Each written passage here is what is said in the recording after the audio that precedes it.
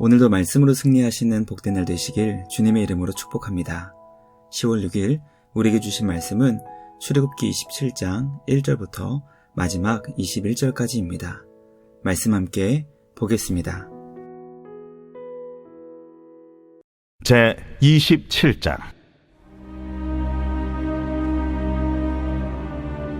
너는 조각목으로 길이가 5규빗, 너비가 5규빗의 제단을 만들되 네모 반듯하게 하며 높이는 3규빗으로 하고 그 네 모퉁이 위에 뿔을 만들되 그 뿔이 그것에 이어지게 하고 그 제단을 노수로 싸고 재를 담는 통과 부삭과 대야와 고기 갈고리와 불 옮기는 그릇을 만들되 제단의 그릇을 다 노수로 만들지며 제단을 위하여 노수로 그물을 만들고 그 위 네 모퉁이에 놋구리 넷을 만들고 그물은 제단 주위 가장자리 아래 곧 제단 절반에 오르게 할지며 또 그 제단을 위하여 채를 만들되 조각목으로 만들고 노수로 쌓을지며 제단 양쪽 고리에 그 채를 꿰어 제단을 매게 할지며 제단은 널판으로 속이 비게 만들되 산에서 내게 보인 대로 그들이 만들게 하라.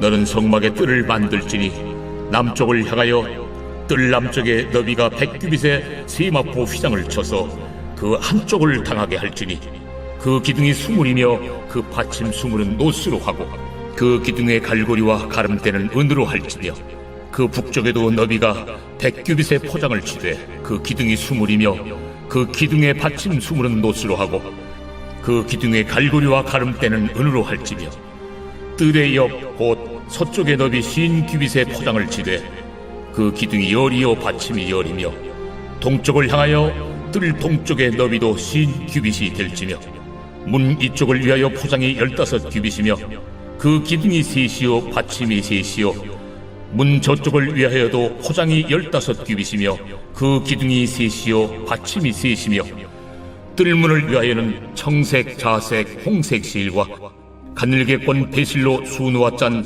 20규빗의 휘장이 있게 할지니 그 기둥이 넷이요 받침이 넷이며 뜰 주위 모든 기둥의 가름대와 갈고리는 은이요 그 받침은 노시며 뜰의 길이는 100규빗이요 너비는 50규빗이요 세마포 휘장의 높이는 5규빗이요 그 받침은 노시며 성막에서 쓰는 모든 기구와 그 말뚝과 뜰의 포장 말뚝을 다 노수로 할지니라.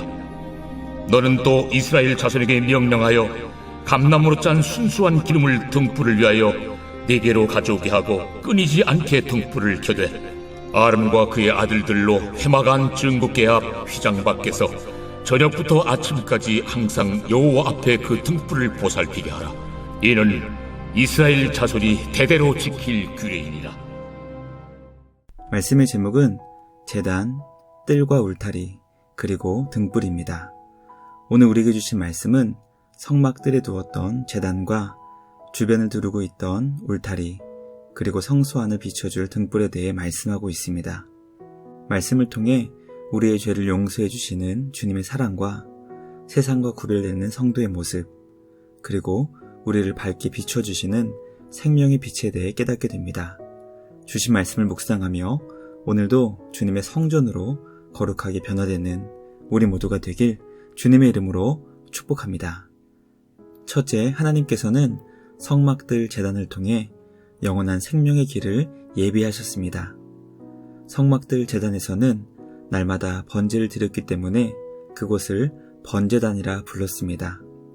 또한 놋으로 싼 조각목으로 만들었기 때문에 놋제단으로도 불렸습니다. 가로 세로는 약 2.5m의 정사각형이었고 높이는 약 1.5m였습니다. 제단에서는 날마다 주님께 번제를 드렸고 하나님과의 화목을 위한 제사를 드렸습니다. 그러므로 제단은 우리의 죄를 용서해 주시고 우리와 함께 하시기를 기뻐하시는 하나님과의 교제가 새롭게 열리는 통로입니다. 우리는 제단의 기능을 통해 우리를 위해 구원의 길을 열어주신 예수 그리스도의 십자가를 묵상하게 됩니다. 예수님은 십자가 위에서 우리의 모든 죄를 용서해 주시고 주님과 교제할 수 있는 영원한 생명의 길을 열어주셨습니다. 성막들 제단을 묵상하며 예수님의 십자가 구원을 기억하며 감사할 수 있는 우리 모두가 되길 간절히 소망합니다. 우리 죄를 위한 속죄의 어린 양 되신 예수님께 감사드리며 오늘도 주님을 위해 우리의 생명까지 기쁨으로 드릴 수 있는 우리 모두가 되길 주님의 이름으로 축복합니다. 둘째, 성도는 성막 주변을 두른 울타리를 보며 세상 속에 살며 세상과 구별되는 삶을 깨닫게 됩니다. 성막은 광야에서 이스라엘 백성이 머물고 있었던 장소 한가운데에 있었습니다. 성막은 주님의 백성들과 언제나 함께하였고 그들의 삶 중심에는 언제나 성막이 있었습니다. 그러나 성막은 주변을 울타리로 둘렀기 때문에 백성들과 함께하였지만 백성들과 철저하게 분리되어 있었습니다. 세상 속 한가운데에 거룩으로 구별된 울타리를 두르고 있었던 것입니다. 성도의 정체성도 이와 같습니다. 세상 속 한가운데에 살지만 성막 주변을 울타리로 두른 것처럼 거룩히 구별되어 살아갑니다. 하나님 나라의 백성의 정체성으로 세상 속에서 세상과 구별되어 거룩을 이루어가는 우리 모두가 되길 주님의 이름으로 축복합니다. 마지막 셋째, 성도는 성소를 비추는 등불이 꺼지지 않도록 하나님 앞에서 보살펴야 합니다.